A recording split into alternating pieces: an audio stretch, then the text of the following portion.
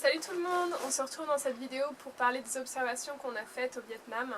Donc la première observation qu'on a faite, c'est les superbes paysages qu'on trouve là-bas tout simplement, avec des montagnes vraiment magnifiques, des plages vraiment superbes, et puis beaucoup de rizières aussi. On est passé par des paysages avec énormément de rizières. Donc je sais pas si c'est sur tout le Vietnam ou si c'est vraiment là où on est passé, mais c'était vraiment intéressant. Savoir aussi que le Vietnam c'est un pays en développement, évidemment comme après tous les pays qu'on a fait, donc ça se construit, il y a encore beaucoup de choses à faire là-bas. Et en plus ils ont une monnaie qui est vraiment dévaluée, 1 euro c'est 27 000 dong, du coup vous vous baladez constamment avec des liasses de billets énormes dans votre portefeuille, et le pire c'est que ils ont des billets, mais c'est impossible de les trouver quoi.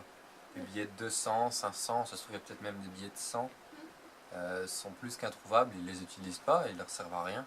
Parce que le plus bas que tu peux trouver c'est 1000, 5000, et encore je me rappelle même pas ce que c'est.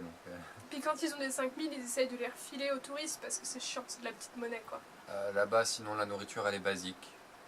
C'est du riz, des légumes, des nouilles, même s'il y a toujours la street food.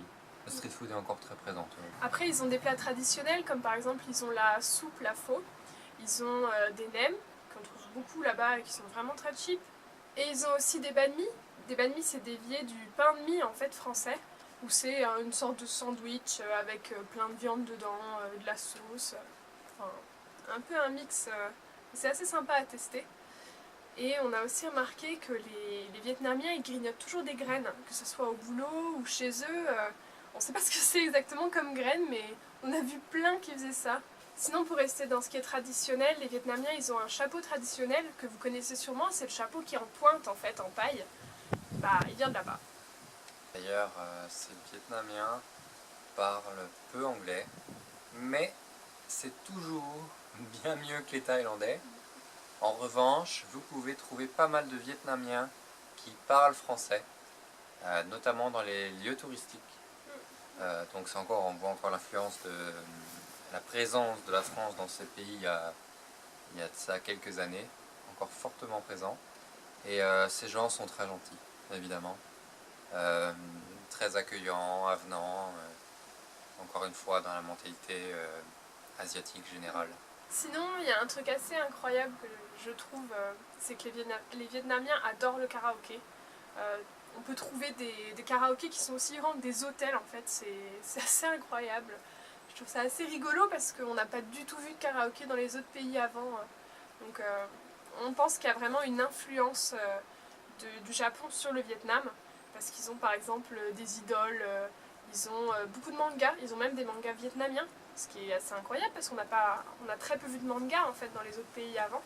Donc voilà, on sent qu'on se rapproche petit à petit du Japon quoi. Pourtant, il y a quelque chose qui différencie beaucoup le Vietnam des autres pays, c'est tout simplement du communisme. En effet, le Vietnam est un pays communiste. Vous allez voir des affiches de propagande un peu partout, des drapeaux vietnamiens très assortis aux drapeaux communistes, toujours ensemble, en plus de la même couleur. Mais en plus, ça fait de pair avec leur régime communiste. Il y a beaucoup de propagande anti-États-Unis. Forcément, ils ont encore une haine énorme envers les USA.